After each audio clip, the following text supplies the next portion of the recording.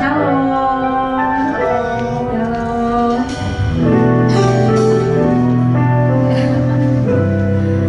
Oke, sampai mana saya undang kita untuk bangkit berdiri, kita mau puji nama Tuhan kita. Come on church. Mari semuanya kita tepuk tangan dulu.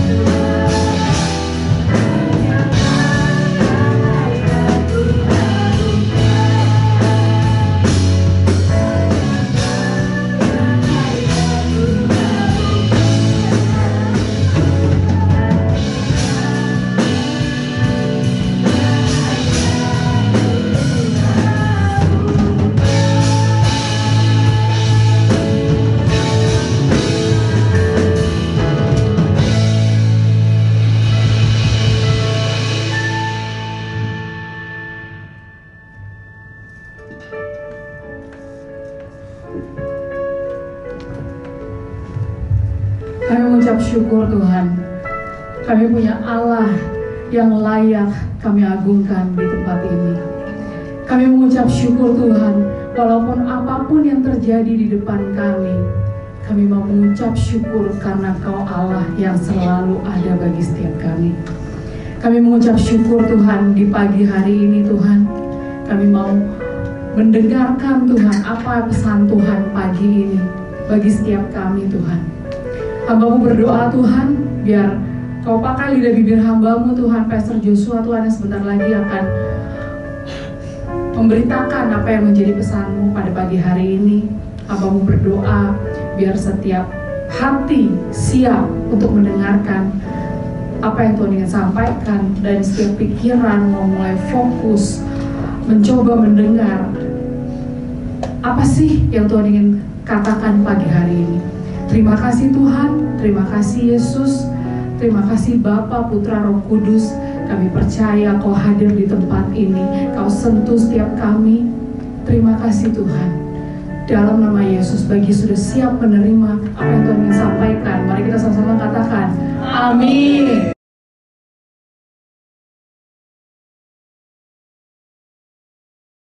Shalom semuanya. Shalom. Oke. Masih mengenai unity in God's community, ya, masih di dalam kesatuan dan berkomunitas. Tapi judul khotbah saya hari ini adalah tanda salib. Nanti setelah tanda salib kita lihat. Judulnya adalah turning point, ya. Jadi Tuhan itu bisa memutarbalikkan keadaan, dan itu bisa seperti keadaan berbalik arah dari yang sudah parah bisa menjadi meriah, ya. Segala sesuatu yang tadinya nggak mungkin bisa jadi mungkin. Kita nggak tahu, kita nggak ngitung, tapi memang kita mau bahas salah satu bahasan besarnya adalah mengenai Ayub, ya, karena Ayub itu dari drop sampai menjadi luar biasa kembali. Dan ayat apapun yang dibahas kali ini dan setiap minggu nggak akan jadi apa-apa. Setelah pengalaman saya mungkin dari SMP lah, ya, aktif pelayanan, nggak akan jadi apa-apa kalau kita semua nggak percaya. Karena khotbahnya udah, tapi pulang dari sini mungkin ada banyak dari kita yang tetap mengandalkan network, tetap mengandalkan tabungan, tetap mengandalkan promosi atau target atau deadline. Tapi kita rindu pulang dari tempat ini, setiap firman itu benar-benar kita percaya bahwa kalau Ayub itu bisa mengalami turning point, bisa mengalami Tuhan membalikkan keadaan begitu aja, kita semua bisa juga mengalami, amin. Bukan yang di tengah-tengahnya proses Ayub, ya, tapi ujungnya ya ceritanya. Oke, kita baca Ayub 42 ayat 10, ya. Bareng-bareng. Oke, 34. Lalu Tuhan memulihkan keadaan Ayub setelah ia meminta doa untuk sahabat-sahabatnya, dan Tuhan memberikan kepada Ayub 2 kali lipat dari segala. Tuh, 2 kali lipat. Apapun yang pernah hilang bisa kembali 2 kali lipat. Itu Ayub. Kita bisa lebih, bisa kurang, tapi bisa. Dan jangan kita lihat kayak nggak mungkin lah, udah 2020, udah pandemi, resesi, krisis, ya kan? Terus kayak ketakutan perubahan besar 2030, ada banyak kekhawatiran, ada perubahan mata uang, bahkan naik turunnya emas, perak, beribet, ya. Yang ini dipegang, dia naik, pas kita lepas dia turun gitu, ya, dipantengin kagak naik-naik, nggak dipantengin dia nyelonong, ya. Nah ini ingat, kalau Tuhan, ini suku bunga, ya. Tuhan memulihkan keadaan Ayub setelah ia meminta doa untuk sahabat-sahabatnya. Jadi kita mau belajar dalam unity, dalam kesatuan, dalam berkomunitas. Mungkin ada orang-orang yang gemesin, mungkin orang-orang yang bikin kita kesal, mungkin kita yang bikin kesal, mungkin lingkaran our circle itu bisa bikin kita tersinggung atau apapun itu. Tapi kalau kita mau mengampuni, kita mau mengasihi, kita mau sabar, kita mau ngertiin, kita mau memintakan doa untuk circle kita, untuk sahabat kita, untuk keluarga kita, Tuhan bisa memulihkan keadaan kita, amin. Iya. Masalahnya Tuhan belum memulihkan keadaan Ayub sebelum dia melakukan hal itu. Dan pasalnya panjang. Ya. Nah, seberapa panjang kita mau pasal proses kita? Nah, itu dia. Maunya kapan nih? Sekarang pulihnya atau nanti, saya di? Sekarang tuh ya, udah kita pulang. Ya, jadi sekarang ya saya. Jadi memang pada saat itu ada Elifas, Bildad dan Sofar itu memang teman-temannya itu nuduh dia itu, kamu ini bener-bener dihakimi lah ya, kamu ini karena dosa. Kalau bahasa teman-teman, kok kamu ngalamin sial kayak gitu sih? Pasti lu ada banyak dosanya lu. Jadi dia ngomong nggak enak, masalahnya teman-temannya itu mempicture atau menggambarkan sisi Tuhan yang bukan yang itu yang Tuhan lagi mau tunjukkan. Salah gitu ya. Jadi bayangkan kalau kita punya teman-teman yang salah menggambarkan keadaan atau sisi Tuhan, itu jadi runyem keadaan. Kita kesel, dia kesel, dan nanti Tuhan pakai kata ayat, aku akan menganiaya mereka. Bayangkan tuh.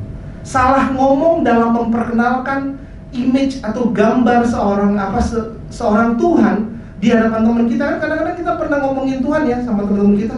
Iya, lu sih kecewa lu sama Tuhan. Tuhan tuh ya. Nah, kadang-kadang kita ada lah ngomongin Tuhan. Nah, ini ada teman-temannya Ayub itu ngomongin sisi Tuhan. Tapi kalau nggak tepat, Tuhan memakai kata, aku akan menganiaya mereka kalau mereka nggak bertobat. Ngeri banget ya. Jadi kita bahas ayat-ayat itu mengenai pertemanan di dunia Ayub ya. Mereka menuduh dengan salah ya.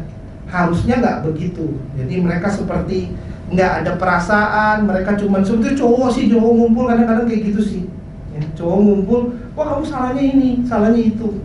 Tapi mungkin kurang ada rasanya ya, kurang merasakan apa yang sebenarnya terjadi. Tapi itu juga kita lihat bahwa itu sebuah ujian kedewasaan rohani.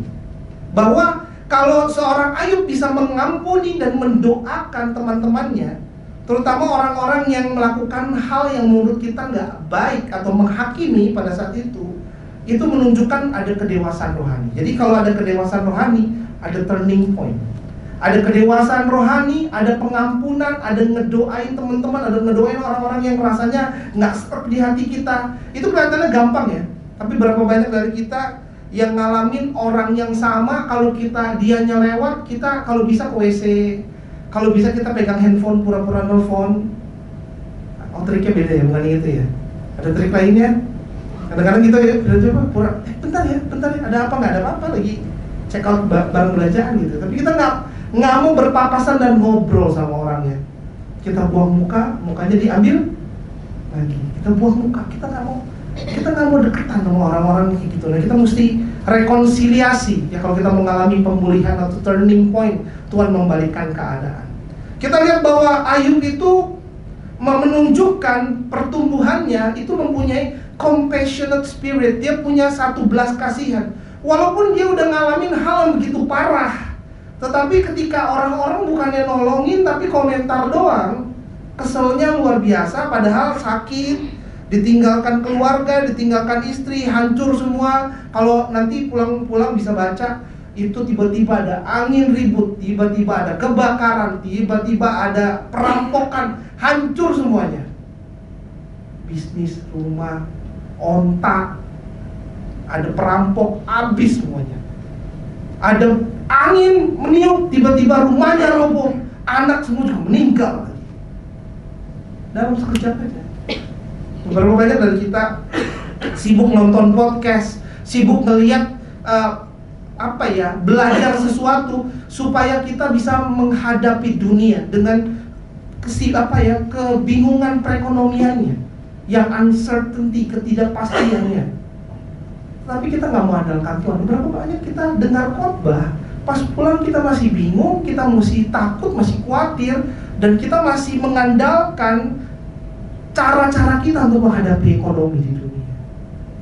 Padahal kita bahas firman Tuhan, di mana kalau seorang nabi sedang dirawat, dihibur sama Tuhan, burung aja bisa bawain makanan. Kita baca, kita ngajarin anak sekolah minggu. Semua anak sekolah minggu percaya loh, tepuk tangan, tersenyum. Tapi kita yang usianya lebih banyak, kita kalau dengar khotbah kayak gini, burung dari mana? Kemarin saya pelihara burung, pas saya mau sayang, dia kabur, atau kalau nggak ngegigit. Kok beda burungnya? Kita seakan-akan makin nggak mau percaya gitu. Jadinya bukan masalah pengkhotbahnya, bukan masalah ayatnya, bukan masalah kita hadir ibadah apa enggak. Tapi benar tadi Pastor Yuri doa untuk persiapan kita mendengar firman Tuhan, untuk kita mempunyai hati yang siap. Kalau kita nggak punya hati yang siap, firman Tuhannya udah luar biasa. Tuhan memutar balikan keadaan walaupun ada angin, badai, kebakaran, semua hancur, habis. Tetapi itu bisa dikembalikan 2 kali lipat. Dan kalau Tuhan bilang 2 kali lipat, itu pastilah 2 kali lipat. Karena banyak orang yang membahas Ayub, mereka merasa, Tuhan mah nggak pernah. Ya namanya udah hilang, mau diganti 2 kali lipat juga nggak ada gunanya. Tapi itu kan udah sedih banget.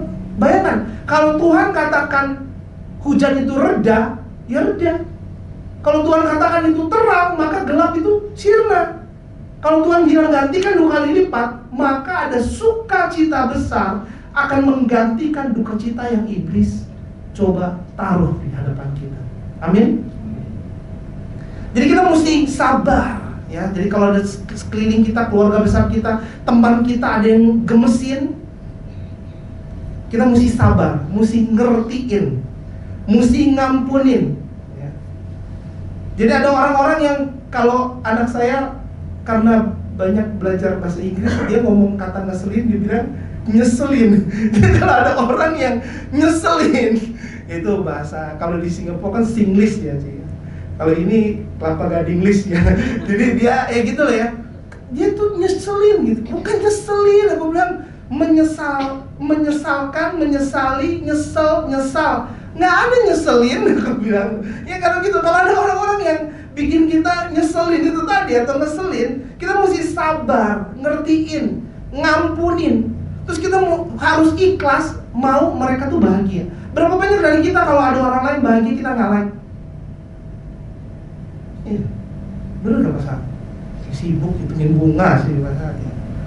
Kita kalau orang lain lagi bahagia, kita nggak ikut bahagia. Makan bakmi nggak ngajak-ngajak, gitu kan ya? Jarang kita like. Besok saya traktir bakmi ya, di tempat saya ada baru buka, nggak ada. Dia makan bakmi, kita langsung swipe. Terus dia jalan-jalan, baru ke situ juga baru balik. Nggak ada. Tapi seringkali jarang kan, misalnya Bella lagi pergi gitu ya ke Singapura, tiba-tiba pas dia update kita komentar, nomor rekening berapa? Mau transfer $100 buat jajan aja. Jarang kan? Like aja pelit zaman sekarang. Nah kita nggak akan bisa doakan teman-teman kita kalau kita nggak belajar like teman-teman lagi happy. Komentar bagi ketika orang lain happy, kita ikut bersuka cita, itu susah loh zaman sekarang.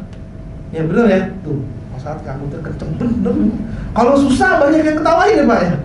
Iya, kalau lagi happy kita belajar ikut happy. Ya, jadi itu memang mesti dilatih ya. Kalau nggak minta Roh Kudus urapi kita, mampukan kita, baru kita melatih ya. Karena tanpa kekuatan, tanpa pengurapan kita nggak mampu. Terus kita ada investasi doa, kita ada investasi waktu ya. Mungkin kita investasi waktu, coba manage kartu kredit kita, coba kita atur apa internet kita kuotanya terlalu banyak, itu ngatur tuh. Nah ini kita mau investasinya bukan investasi waktu kalau manage kehidupan, investasi doa ke temen yang ngeselin tadi. Bayangin tuh. Boro-boro kita like aja enggak, follow aja enggak, peduli aja enggak, doain. Aduh. Nah ini ya, jadi memang Ayub itu luar biasa ya. Jadi Ayub itu udah di ngeselin kayak gitu, dia tetap investasi doa. Bukan sibuk investasi mau emas, silver. Ya kalau emas, perak diinvestasiin lah, kalau udah meninggal tadi angin roboh, ada gunanya gak Pak? Bubar. Ya emasnya dipegang, peraknya dipegang, sambil dipegang rumahnya rubuh, meninggal baru pegangan emas sama perak. Kan kita bingung loh. Alkitabnya jelas dibahas setiap minggu, tapi tetap usaha investasi di dunia tapi khawatir. Jadi kayak ada jeratnya gitu loh setan. Ayo pakai cara dunia, lalu khawatirlah bersama-sama dengan bumi yang berputar ini, pusing. Nabur, memberi, dan kedewasaan rohani. Dan kita lihat bahwa ketika kita mau releasing bitterness, itu unlock blessing. Ketika dia nggak mau sibuk dalam kepahitan, aduh saya pahit banget, ini orangnya sama yang bikin kesel, ini orangnya sama yang nggak balas saya say happy birthday, dia nggak say happy birthday, saya kasih kado, dia nggak kasih kado. Oh, ini orangnya yang tiap kali ngomong nggak enak. Tapi kalau kita mau lepaskan kepahitan kita, di situ kita bisa membuka blessing. Nah, kalau ngomong blessing semua pasti girang, ya kan? Tapi blessingnya pasti dapat, cuma masalahnya perjalanannya kita mesti releasing bitterness. Kepahitan jangan dipelihara, saudara. Edward Thorndike itu dari Columbia University pada tahun 1920 di Harper's Monthly Magazine, dia bilang bahwa montir terbaik di sebuah pabrik bisa gagal jadi mandor. Bisa gagal jadi mandor karena tidak memiliki kecerdasan sosial. Karena nggak bisa gaul, nggak bisa mimpin, nggak bisa komunikasi, berduaan sama mobil, bisa memperbaiki mobil, tapi disuruh mimpin bengkel. Kita butuh social skillnya ini. Dan Sherry Turkle, PhD di MIT, dia profesor di MIT. MIT itu universitasnya yang Spider-Man mau masukin, tapi gagal ya di beberapa filmnya. Terus dia juga lulusan doctoral degree dari Harvard University. Dia mau mendescribe mengenai empati. Jadi kita harus punya empati ya. Kalau kita nggak peduli, itu susah. Karena Ayub itu dia nggak nunggu dipedulikan sama teman-temannya yang menghakimi dia dengan perspektif pikiran yang salah, tetapi dia mengasihi terlebih dahulu. Dia punya empati terlebih dahulu. Dia mempunyai satu belas kasihan terhadap mereka. Karena empati adalah satu perasaan di mana bisa merasakan isyarat-isyarat emosi non-verbal. Jadi satu intelijensia di mana kita lihat tatapannya, kita tahu dia lapar apa enggak, mau makan apa enggak, marah, bosan, ngantuk, pulang, bubar. Dia tahu. Tapi ada orang udah dipelototin, nggak nyambung. Nah itu bahaya ya. Dan ada juga dia bisa mendengarkan dengan penuh penerimaan. Bayangkan kalau Ayub itu ditegur sama teman-temannya, kamu tuh dosa, banyak dosanya. Dia nggak dengar, udah motong. Jadi bingung yang ditersinggungkan tuh apa, belum jelas. Karena setengah bicara langsung dipotong. Nah itu memang bisa banyak konflik di sana. Ada juga ketepatan empatik, yaitu memahami pikiran, perasaan, dan maksud dari orang lain. Kadang-kadang karena luka kita di masa lalu, maksud orang lain menjadi maksud apapun itu. Seperti papa mama saya pernah lukai. Jadi orang lain, ini udah tahu pokoknya pasti orang jahat dulu. Itu masa lalu. Tetapi ketika orang lain bicara, kita bisa dimampukan mendengarkan dengan secara menyeluruh. Dan kita bisa ngertiin dari posisi mana dia ngobrol. Karena ada ayah ngomong ke anak, ada teman ngomong ke teman, ada bos ke bawahan. Nah itu posisinya ketika dia ngomong, apakah dia guru kepada murid, itu akan berbeda. Mungkin bentakan antara dari seorang guru ke murid mungkin terdengar jadinya tepat, tetapi mungkin antara rekan belum tentu. Nah itu kita mesti lihat, ada pengertian sosial di mana kita mengetahui bagaimana dunia sosial bekerja. Makanya jangan bingung kalau ada orang-orang yang banyak konflik, mungkin secara empati, secara pengertian bagaimana dunia sosial bekerja mungkin rada belum berkembang. Kadang-kadang kita mempunyai, ada yang pernah lihat ya, kita kalau lagi ngobrol sama orang, orangnya mermelek, kadang melihat ke atas, kayaknya kejang-kejang ada loh, kejang-kejang ada juga. Kadang kan semua perasaan, pikiran itu kelaparan ya susahnya. Perasaan kita coba kesel, benci, pahit, kita coba bendung di dalam, sedikit banyak tetap akan keluar. Nah itu seperti micro expression, dia kelihatan. Tapi nggak semua abis ini sambil kita nyeduh terus kereret karena kepanasan terus kita, wah ini kesel sama saya. No. Kita punya social intelligence ya untuk mengartikan micro expression orang ya. Ada juga namanya Simon Barron dari Cambridge University, dia meneliti mengenai reading of the mind in the eye. Jadi katanya lewat mata aja, memperhatikan mata kita bisa menilai orang itu sebetulnya mau ngomong apa gitu. Jadi itu butuh kemampuan, dan itu yang sedang diambil oleh si jahat. Karena suami istri mulai nggak ngerti satu sama lain, antara temen dikit-dikit nggak nyambung. Kenapa? Karena kita punya teman yang baru, yang selalu ada bagi kita, yang nggak akan pernah melukai kita, betul ya? Ya, senyumnya lebar bahaya. Yang selalu ada bagi kita, yang kalau dia lagi lemah, kita tinggal sas. Kadang sama teman kita, dia lagi lobet, kita ribut. Lu tuh gak ngertiin gua, kan gua capek. Kalau dia kan dia mengerti. Ya karena ini bahaya. Kalau kita punya teman yang ini, suami ditinggalkan, istri ditinggalkan, teman kita nggak butuh, karena teman lebih lemot daripada ini. Iya, sekarang udah ada fitur AI. Iya, AI-nya banyak, dia akan kasih tahu berapa banyak, kita pilih yang mana.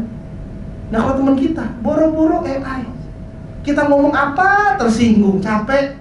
Lu mah kayak 1950-an lu, masih dalam penjajahan gitu. Ya itu, ya jadi memang kita mesti bersaing ya. Jangan kita pikir AI kita nggak mau, tapi kita diajak ngomong tersinggung, kita kalah sama AI. Nggak ada yang tersinggung ya. Jadi dia jelaskan, ditanya dia jawab. Why, dia kasih tahu gitu ya, santai ya. Kita baca Matius 7 ayat 12. Segala sesuatu yang kamu kehendaki supaya semua orang perbuat kepadamu, perbuatlah demikian juga kepada mereka. Iya, jadi simpelnya gitu. Kalau kita bersosialisasi, kita berunity, berkomunitas, berteman, maunya gimana? Maunya dapat, ngasih terus. Nggak dapat, ya kasih terus. Nggak dapat, ya kasih terus. Sudah simpel. Karena Tuhan kita kan ngajarin gitu. Dia nggak diundang, nggak diminta, dia datang, dia ngasih. Sampai sekarang banyak yang belum ngaku bahwa dia Tuhan dan dia juru selamat dan dia memberi. Tetap ngasih dia sampai hari ini. Jadi kita tetap memberi. Perlakukan seperti kita mau diperlakukan. Udah. Nextnya, if they respect you, respect them. If they disrespect you, still respect them. Do not allow the action of others to decrease your good manners, because you represent yourself, not others. Jadi dia nyeselin, kita tetap nggak boleh nyeselin gitu ya. Dia mengesalkan, kita nggak boleh tetap mengesalkan. Kita harus baik, tetap baik. Kenapa? Jangan sampai ngeselinnya mereka bikin kita menurunkan standar sopan santun dan baik hatinya kita. Karena kita itu mewakili diri kita sendiri, bukan orang lain. Karena kita itu mewakili, kita duta kerajaan Allah, kita mewakili Tuhan, bukan mewakili dia. Biarin aja dia memang begitu orangnya, tapi kita tetap teguh pendirian bahwa kita anak-anak Tuhan, amin. Dan banyak ya mengenai empati itu, mungkin pelan-pelan karena kita waktunya singkat ya, pelan-pelan disentuh, pelan-pelan disentuh. Makanya datang setiap minggu banyak banget ya, ribuan. Setiap kali kita khotbah itu sebetulnya banyak banget ya, mungkin setiap bisa 200 halaman dibaca, dirangkum dari penelitian dokter-dokter. Jadi ya datang terus setiap minggunya bang. Jadi ada banyak gini, cognition of behavioral unit itu kayak kita ngerti bahwa orang itu gila apa enggak. Nah itu kan. Terus cognition of behavioral classes, kita akan ngerti kejiwaan itu orang tuh di tahap apa dan sakit jiwanya apa. Jadi pertama gila apa enggak, kedua gilanya apa. Nah bayangkan kalau kita itu berdua aja nggak tahu, kita pasti kesel sama semua orang. Tapi kalau kita ngerti pasti oh iya ya maklumlah, dulu kayak begitu dia alamin. Oh papa mamanya perlakuin dia gitu. Oh kayak gini ya, mungkin saya harus lebih ngerti lah sambil nungguin dia bertobat ya kan. Lalu cognition of behavior relation, ada juga bahwa ada ada orang yang nggak bisa menginterpretasikan perilaku orang lain, jadi tersinggung terus. Nah itu memang ada kepintaran, kecerdasan sosialnya. Jadi kita mesti ngerti. Itu sesuatu yang kita mesti bangun. Kalau kita bisa ngerti, nyambung apa enggak. Bahkan ada nama kerennya di dunia kedokteran, namanya cognition of behavioral implication, yaitu ability to predict what will happen in an interpersonal situation. Jadi kalau ada situasi awkward, ngamuk, marah, benci, berantem, kita bisa predik kira-kira kalau gue ngomong kayak gini nih bakalnya kayak gimana. Kalau saya diemin kayak gimana. Kalau saya lanjutin kayak gimana. Nah itu ada kecerdasannya. Kalau kita nggak punya kecerdasannya, jadi salah lagi. Ini salah, itu salah. Dan akhirnya ya kita butuh Tuhan, kita butuh usaha dalam membangun setiap kecerdasan. Simpel usahanya gimana sih? Sering-sering ya ini datang pulang ntar ngobrol sambil ngopi. Makin kita sering ngobrol, ini salah, itu salah, kita mulai nangkep, oh yang ini jangan. Tapi jangan ke trauma loh ya. Trauma itu milik ya, yang itu pasti beberapa minggu lalu udah pernah datang ke trauma milik. Iya bro, trauma itu milik Tuhan, Cah. Dia bingung dia. Gini, Tuhan itu nyiptain kita. Jadi kalau kita bikin masalah, yang paling trauma itu dia. Gue ciptain baik-baik, tahu-tahu kayak begini hancur. Kesel dia, trauma dia. Jadi yang butuh trauma dia, bukan kita. Ya, jadi kita bukan trauma sama istri atau trauma sama teman ya. Yang paling trauma itu dia. Semua jadi berantakan karena kalian dan dia. Dia yang paling bisa trauma. Kita nggak boleh trauma. Nah ini juga kita baca firman Tuhan di Ayub 42 1-6. Judul perikopnya di Bible kita masing-masing tulisannya Ayub mencabut perkataannya. Jadi dia ngedumel, hati-hati, mesti dicabut, kalau enggak bahaya. Tuhan pakai kata aniaya lah, apalah ya. Ayub mencabut perkataannya dan menyesalkan diri. Benar itu. Maxwell mesti baca, pasti dia senang kalau kata-katanya agak mirip, tapi salah sih. Dan menyesalkan diri, pokoknya dia nyesel aja ya. Ayub 42 1-6 kita baca 3-4. Maka jawab Ayub kepada Tuhan, aku tahu bahwa Engkau sanggup melakukan segala sesuatu dan tidak ada rencanamu yang gagal. Hanya dari kata orang saja aku mendengar tentang Engkau, tetapi sekarang mataku sendiri memandang Engkau. Oleh sebab itu aku mencabut perkataanku dan dengan menyesal aku duduk dalam debu dan abu. Nah ini, dia harus rekonsiliasi dulu sama Tuhan.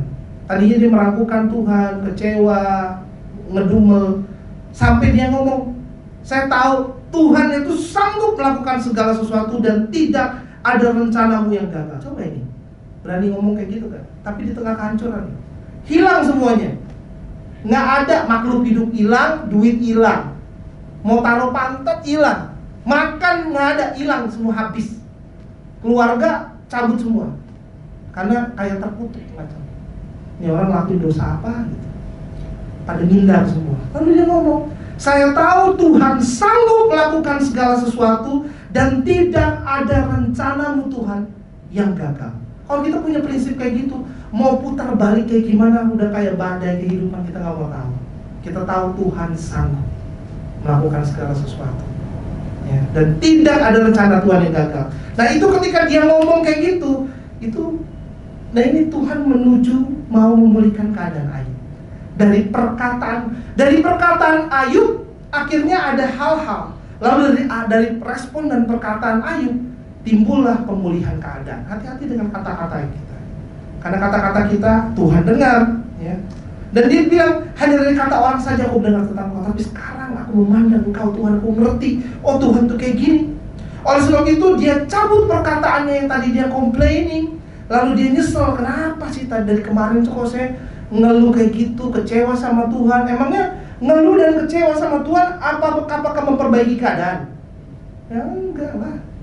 Ya mulai ditata ulang kehidupan, mulai berdoa lagi, mulai rajin ibadah lagi, mulai nabung lagi, mulai semangat lagi. Bukannya menghilang dalam kegelapan begitu, nggak nolong sama sekali. Keadaan Ayub dipulihkan. Nextnya, judul perikopnya memang begitu di Alkitab. Keadaan Ayub dipulihkan. Kita baca dari ayat 7-nya 3-4. Setelah Tuhan mengucapkan firman itu kepada Ayub, maka firman Tuhan kepada Elifas orang Teman, murkaku menyala terhadap engkau dan terhadap kedua sahabatmu, karena kamu tidak berkata benar tentang aku seperti hambaku Ayub. Ini Elifas ini, kenapa diomongin dia doang? Dia dan dua temanmu sih, tapi dia yang namanya nongol. Ada yang juga prediksi apa jangan-jangan dia yang lebih ngomporin, dia yang lebih vokal. Nah hati-hati kalau kita jadi orang yang ngomporin, hati-hati. Jadi ya sudah, kalau memang udah hancur-hancuran, ya jangan digosipin lagi, jangan dikomporin lagi, karena dari 3 nama ada yang satu, Elifas dan kedua temannya. Kenapa sih Elifas? Karena dia yang paling vokal dari kemarin, yang bikin badai kehidupan dia nih. Ya jadi jangan nih ya. Jadi dihentikan lah ya. Dan kita ayat 8-nya. Oleh sebab itu ambillah 7 ekor lembu jantan dan 7 ekor domba jantan dan pergilah kepada hambaku Ayub Lalu persembahkanlah semuanya itu sebagai korban bakaran untuk dirimu. Dan baiklah hambaku Ayub meminta doa untuk kamu, karena hanya permintaannya lah yang akan kuterima, supaya aku tidak melakukan apa? Aniaya terhadap kamu. Sebab kamu tidak berkata benar tentang aku seperti hambaku Ayub. Maka pergilah Elifas orang teman Bildad, orang Suwa, dan Sofar orang Naamah. Lalu mereka melakukan seperti apa yang difirmankan Tuhan kepada mereka, dan Tuhan menerima permintaan Ayub. Jadi tadi kita belajar Ayub itu ngampuni dan mendoakan. Tetapi ternyata sebelum Ayub mengampuni dan mendoakan, ada teman-temannya yang buat salah, disuruh Tuhan untuk pergi ke Ayub, lalu bawa banyak hal. Itu kalau dihitung 7 ekor lembu jantan dan 7 ekor domba jantan, ya itu harga yang mahal. Ya. Kasar kata itu sekitar 350 sampai 400 juta. Bayangkan. Tapi itu kita belajar sesuatu, bahwa Tuhan kita itu kalau kita buat salah nggak semurah itu. Ayo bawa korbanmu. Suruh bawa korbannya. Kalau dalam terjemahan lain itu bring your sacrifice. Jadi kita bawa korban, kita bawa ke rumah Tuhan, kita persembahkan kepada Tuhan. Jadi kalau ada orang yang salah, bukan cuma maaf doang, tetapi ada harga yang harus dibayar. Ya iya kan, penyesalan yang sesungguhnya itu ada yang kita rasa layaknya bagaimana. Dan dia akhirnya memperbaiki keadaan. Lalu dibilang, kamu minta maaf sama dia, minta dia doain kamu. Jadi dia yang minta Ayub. Jadi bukan hanya Ayub tuh baik, tetapi dia punya teman-teman yang taat sama firman Tuhan, teman-teman yang bisa dengar suara Tuhan, teman-teman yang mau ngasih ketika Tuhan suruh ngasih, teman-teman yang sangat dewasa rohani ketika Tuhan bilang kamu salah, kamu minta maaf sama Ayub dan minta dia doain. Mereka nggak dorong-dorongan kayak enggak, kayaknya kita bener deh Tuhan. Tapi banyak kita ketemu orang kayak gitu, kayaknya kita bener deh Tuhan. Dia nggak peduli kayak kita bener apa enggak, tapi ketika Tuhan ngomong, just do it. Karena dia tahu itu atas dasar kasih. Dan kita ingat bahwa gambar anak bola ini, main bola. Ada 3 anak berusia 12 tahun sedang menuju lapangan sepak bola, gitu ya. Dan yang 2 itu ya udah biasa main, jago ya. Lalu ada 1 anak masih baru gitu ya, nggak atletis lagi badannya, jadi agak-agak dibully gitu ya. Oh main sepak bola, oh bisa katanya. Ya suka kayak gitu lah ya kalau di lapangan ya. Lalu ya dia takut-takut, dia bilang ya saya akan coba katanya. Padahal lagi dibully gitu lah, kamu bisa main lah kamu lah. Dari tadi kayaknya kamu bisa main. Dia bilang nih, ya aku akan coba, tapi memang ya kurang pinter sih saya main sepak bola. Tapi dia tenang, dia gak marah-marah walaupun dibully, dibilang kamu gak bisa main bola. Dia bilang, tapi aku pandai dalam bidang seni loh. Lalu, kamu tunjukin apa aja, saya bisa gambar dengan bagus, apapun yang kamu mau. Terus dibingung, teman-temannya kan yang orang dibully, di ngomong gak enak, kok dia nyautnya kayak tenang-tenang aja gitu ya. Lalu dia bilang, kalau kamu benar-benar mau main sepak bola, ya udah. Mungkin kamu bisa kalau kamu tetap coba. Pembicaraannya dari ngebully jadi ngobrol. Nah ini hal yang kita seringkali ketemu di luar sana. Orang mungkin komentar gak enak mengenai pilihan-pilihan kita ya. Tapi kita tersinggung dan nyautnya enak, atau kayak temen kita, oh saya nggak bisa main sih, tapi ya kalau kamu ajarin mungkin saya bisa. Atau kalau kamu main sama saya mungkin beberapa minggu saya jadi pintar, kamu bantuin ajarin dong. Nah kita mesti belajar kayak gitu ya. Jadi perkataan kita nyautnya nggak bikin kesel orang gitu loh. Jadi dari banyak pilihan kita pilih nyautnya itu nggak bikin runyem. Akhirnya karena dibilang kamu coba aja, anak kecil itu mulai main. Akhirnya temen-temennya yang tadinya ngebully dia bilang, sebenarnya saya lihat kamu gak jelek-jelek amat mainnya. Mungkin kalau kamu mau nanti habis selesai saya ajarin kamu main sepak bola ya. Nah, tadinya dibully, sekarang jadi tambah temen. Nah, berapa banyak dari kita push people away, ngedorong, dia mengasih, dia mengaku, dia ketuaan, dia kemudaan, ini nggak gaul, ini nggak cocok, sekolahnya di mana, dia nggak bisa bahasa ini, dia nggak. Akhirnya kita dorong semua orang, kita nggak punya kecerdasan sosial. Kita mulai belajar lah ya, mengakui kesalahan, puji orang, you did a good job. Kita mulai ngobrol, menurut kamu gimana? Ngobrol, nggak selalu putusin sendiri, menghilang seperti pakai baling-baling bambu. Tapi kita mulai mengizinkan orang lain, kita bilang makasih ya, kita mulai nyapa orang gitu ya. Dan sebelum kita ngomong apa-apa, kita mikir dulu, ini tuh bener nggak ya saya ngomong kayak gini? Ini baik nggak ya saya ngomong kayak gini? Ini perlu nggak ya kalau saya ngomong kayak gini? Kita mesti uji dulu. Karena kita belajar dari ayat terakhir bahwa kita mesti berdamai dulu dengan Tuhan, baru kita bisa berdamai dengan sesama. Karena kalau kita nggak bilang, kamu adalah Tuhan yang sanggup melakukan segala sesuatu, kalau dia nggak ngomong kayak gitu, dia nggak rekonsiliasi sama Tuhan, dia nggak bisa berdamai dengan sesama. Sama Tuhan kecewa, sama sekeliling kesel, hatinya buruk. Kita mau belajar bahwa seorang Ayub itu bertobat, dan dia menyesal dia ngomong kayak gitu. Dan dia bertobat dari keinginannya mendingan saya mati aja, karena terlalu berat yang dia alami. Dia bertobat dari itu.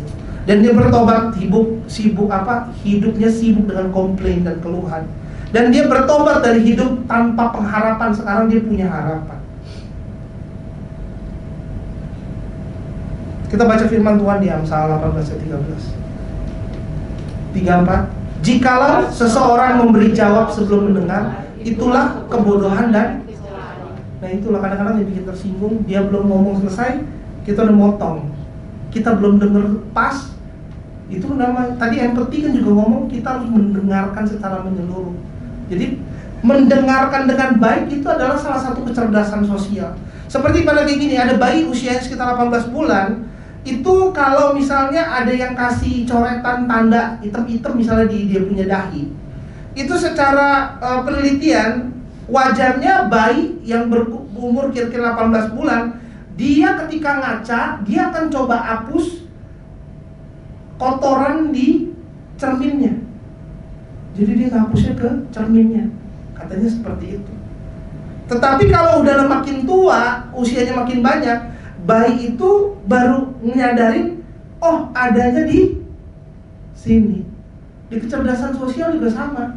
Kalau ribut, nyalahinnya orang lain. Tapi kalau koreksi ke diri sendiri, nah itu kecerdasan sosialnya di atas 18 bulan bayi. Karena memang penelitiannya bilang kayak gitu. Kalau kepala kita cemong pas ngaca, kalau kita sibuk ngurusin orang lain, itu memang kita masih belum berkembang. Tapi kalau kita pikir, apa sih yang saya buat salah sehingga keadaan jadi kayak gini, itu memang kita kecerdasan sosialnya sudah di atas bayi 18 bulan. Nah ingat, dan dia juga sama dari bayi 18 bulan, penelitiannya sama di bayi yang sama. Kalau ditawarkan cemilan, ada biskuit atau irisan buah apel, ya kan, mami-mami tahu yang mana yang sehat, yang mana yang cumi-cumi ya. Nah ini kalau kita minta sama tuh bayi, katanya kalau anak-anak yang berusia kurang dari 18 bulan umumnya akan menawarkan cemilan yang mereka sukai. Jadi mereka makan, suka. Kalau dia suka, berarti semua orang pasti. Nah itu kan berantem di seluruh dunia kayak gitu. Saya suka ini, abis ini pulang makan itu. Kalau nggak makan itu berarti kalian nggak ngertiin ya itu anak kecil 18 bulan. Tetapi kata diteliti di atas 18 bulan, ketika diminta, mana? Dia akan kasih yang orang lain suka. Nah itu lebih pintar, lebih cerdas secara sosial. Jadi yang orang lain suka pakai cabai apa enggak, manis apa enggak, dia mulai mikirin orang lain. Ada empatinya, ada mikirin perasaan orang, pikir orang yang seradak seruduk, nyinggung orang. Nah itu ngapus di pala sendiri atau ngapus di situ, atau diminta apa, ini saya suka. Ini yang saya suka, orang lain yang nggak nanya, sebetulnya saya minta yang saya suka. Nah itu butuh pemahaman terhadap diri sendiri dan menangkap situasi dari di sekelilingnya. Ada juga penelitian mengenai ini ya, monyet dan tikus sama aja sih. Ini oh itu yang bayinya tadi tuh ya. Itu monyetnya balik tadi. Oke. Kalau monyet sama bayi itu kayak gini. Jadi kalau monyetnya itu kalau ngambil makanan ada talinya ngikat bikin sakit yang temen-temennya. Tapi kalau mereka diem aja nggak ngambil, yang lain itu nggak keikat, nggak sakit gitu. 1 kali 2 kali monyet cuma pada berteriak kalau ada yang ngambil, kecekek gitu ya. Tapi lama-lama mereka belajar kalau gitu nggak usah makan lah rame-rame. Karena kalau saya ambil temennya kecekek gitu ya. Itu penelitiannya. Jadi anehnya monyetnya nggak mau makan. Yang penting nggak ngerasain sakit. Dan di bayi juga sama. Kalau bayi lagi nangis katanya, kalau dikelilingi dengan bayi-bayi yang nangis lagi, dia akan kalau makin dewasa dia akan cenderung mikirin kamu kenapa nangis. Kalau gitu kalian di sekeliling saya jangan nangis ya. Kalau makin dewasa, jadi kalau ditempelin ada bayi lain yang nangis, dia mulai mikirin orang lain, kamu kenapa nangis ya? Padahal dia lagi nangis. Kalau udah makin dewasa, jadi di situ disimpulkan bahwa memang orang makin bertumbuhnya kedewasaan itu akan lebih mikirin orang lain. Dari monyet, ada tikus juga sih penelitiannya, dan bayi. Tapi kalau kita mulai kayak psikopatik gitu ya, kita nggak pikirin perasaan orang, pikiran orang, sebetulnya itu undeveloped. Ya kita mesti berdoa, Tuhan kasih pengurapan, dan kita harus latih supaya kita bisa menjadi teladan buat generasi berikutnya. Dan kita lihat di Amsal 22 ayat 24 sebagai constructive community, komunitas yang membangun. Kita baca 34, jangan berteman dengan orang yang lekas gusar, jangan bergaul dengan itu. Jadi seperti makanan kita mengubah kita, lingkungan kita bisa mengubah kita. Kalau temennya lekas kesel, gelisah, bete, ngedumel, itu kita sedikit banyak akan swearing, cursing sama kayak dia orang. Makanya diputuskan aja hubungannya. Tidak ada kata firman Tuhan ya. Kata firman Tuhan baiknya enggak. Jangan, kalau jangan itu udah 100% coret. Kalau kita lakuin gimana? Berarti kita melanggar firman Tuhan. Dan semua kehokian di atas dianulir. Jadi kayak ya sayang sih, kembalikan 30 menit saya. Kira-kira gitu. Nah, makanan kita juga mengubah diri kita. Seperti brokoli itu memberikan asupan vitamin B6 yang menggerakkan triptofan hidroksalase untuk memproduksi asam amino. L-triptofan itu membantu intinya dopamin, memancar saraf, menstabilisasi suasana hati. Jadi kalau kita makan brokoli bisa bikin kita happy gitu. Kalau makin banyak makanan-makanan kayak begitu ya, kayak alpukat, brokoli, akhirnya kita sedikit banyak menjadi lebih tenang dari makanan kita. Makanan yang salah ngerubah kita secara genetik, maka dibilangnya itu epigenetika sosial, yaitu di mana lingkungan kita, pergaulan kita mengubah kita juga secara genetik. Jadi mulai sekarang langsung ke rumah atau pulang dari sini langsung semua kita follow dan itu langsung kita buyarin semua. Karena ada epigenetika sosial. Jadi apa yang kita makan, apa yang kita lihat itu akan mengubah diri kita. Jadi memang jangan dilihat, jangan diketahui, jangan dibaca. Karena itu akan mengubah dirimu menjadi seperti Kristus atau tidak. Nah, kita belajar bahwa kita belajar bahwa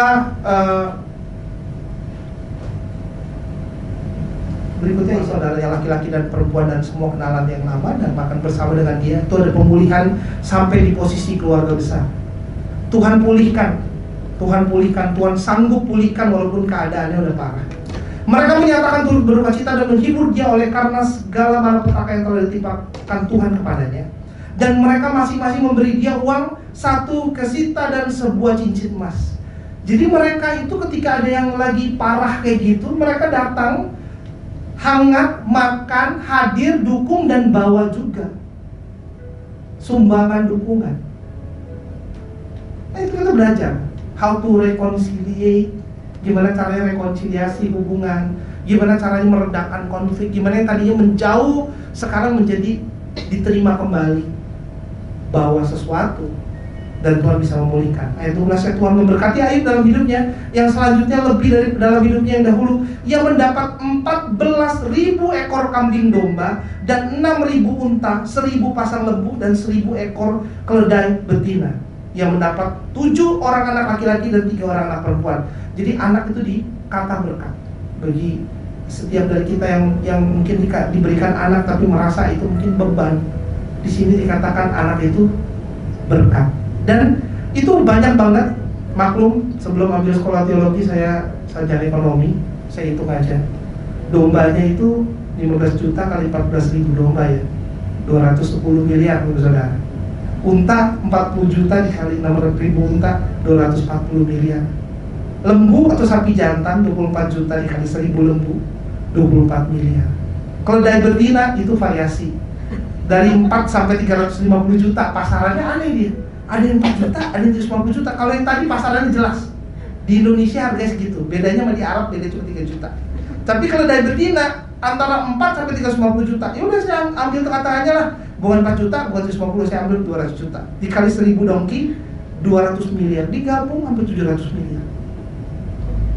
Dalam sekejap aja 700 miliar. Dan jangan gini loh, zaman sekarang 700 miliar investasi lah apa. Enggak pakai investasi, kagak pakai uang kaget. Ketika Tuhan memberkati langsung 700 miliar. Itu loh. Tapi percaya enggak? Saya percaya dan amin. Dia nggak mau percaya, biarin aja. Tapi bener, nggak pakai investasi yang aneh-aneh kayak gitu. Iya, Tuhan itu ya, kita ngamat-ngamati gadget, akhirnya nggak baca firman Tuhan, stres naik turun, akhirnya kita nggak mengandalkan Tuhan, akhirnya ngandelin pasar yang dikendalikan orang lain, jadi berhala, jadi setan kita undang dalam hidup kita. Bukan kayak gitu. Ini bener-bener uang yang mendadak nongol udah. Nggak pakai uang apalah, digital nggak ada. Dia nongol 674 miliar, udah gitu aja. Dan itu pada saat dulu, bayangin ya, 674 miliar ribuan tahun lalu, bayangin. 500 tahun lalu aja 674 miliar udah bisa beli negara apa kali gitu. Bayangin ini berapa tahun? Ya, jadi ini luar biasa banget lah ya. Kita belajar bahwa mungkin kita nggak seperti Ayub dalam banyak hal, tapi kita punya Tuhannya Ayub. Amin. Kita punya Tuhan yang sama, jadi kita bisa mengalami hal-hal baik yang Ayub alami. Dan kita lihat bahwa teman-temannya menghakimi dia, tetapi Ayub itu nggak langsung marah, nggak langsung kecewa, nggak langsung tersinggung, tetapi sampai akhir Tuhan rekonsiliasikan teman-teman yang memang mencoba mengandalkan Tuhan. Kita belajar dari Ayub bahwa rekonsiliasi itu membawa berkat. Ya, jadi bagi kita mungkin ada keluarga yang ngeselin, mungkin ada saudara, rekan kerja yang memang mengecewakan, jangan lama-lama. Nggak mudah. Doakan mereka. Itu sih langkahnya udah kejauhan. Mungkin kita kalau orangnya nongol aja, kita mau salaman aja atau kasih minuman aja udah. Atau bentar lagi nih, Natal ya, nah itu ucapin aja. Atau undang Natal ya, kalau datang saya ampuni, kalau nggak datang nanti saya kutuki secara jarak jauh, jangan ya. Jadi memang undang mereka datang ya, kita akan Natalan di minggu kedua ya, kalau nggak salah minggu kedua kita akan Natalan. Jadi pastikan datang ya, bela saya bawa segenap. Udah waktunya tapi ya, udah mulai ini ya.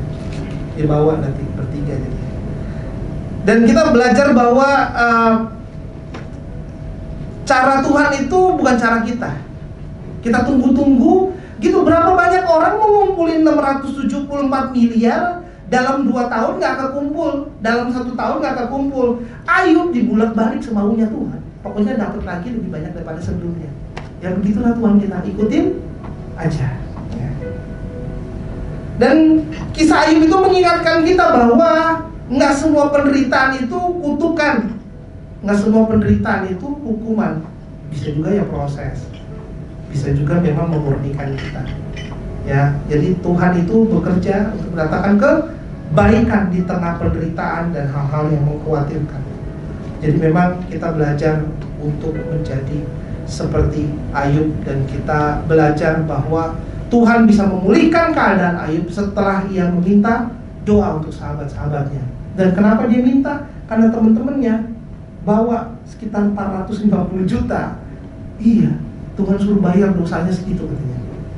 450 juta dia bawa korbannya, lalu dia minta maaf sama Ayub dan minta Ayub doakan. Jadi itu susah ya. Minta orang maafin kita udah susah, minta orang yang kita bikin kesel untuk doain kita itu lebih susah lagi. Jadi Intinya rekonsiliasi caranya hard gitu ya, bener-bener nekat gitu ya, bener-bener breakthrough lah, itu baru ngalamin apa yang mereka alamin. Karena kalau temen-temennya nggak mau minta Ayub doain, katanya Tuhan aku akan menganiaya kalian. Ngeri ya, jadi memang mau nggak mau mereka. Mari kita berdoa. Terima kasih Bapa, terima kasih Tuhan buat siang hari ini. Terima kasih Engkau mengingatkan kembali kepada setiap kami Bapa melalui cerita Ayub, bahwa kami harus baik kepada setiap orang. Kami mendoakan bahkan kepada orang-orang yang menyakiti, dan biarlah berkat Ayub juga akan turun kepada setiap kami. Terima kasih Yesus, terima kasih Bapa. Mau berkati hamba-Mu Pastor Joshua yang sudah memberitakan firman Tuhan. Berkati kehidupannya, berkati pekerjaannya, berkati keluarganya. Biar kemanapun hamba-Mu ini melangkah Bapa, berkat Tuhan senantiasa menyertai kehidupannya. Dan terus jadikan hamba-Mu ini berkat buat lebih banyak orang lagi dimanapun hamba-Mu ini Engkau tempatkan.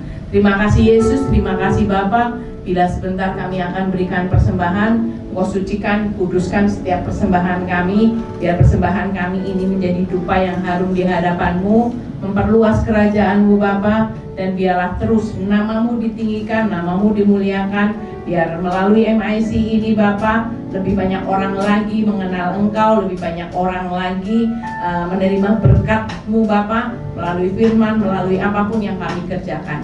Terima kasih Yesus, hanya di dalam nama Tuhan Yesus Kristus kami siap untuk memberi. Amin.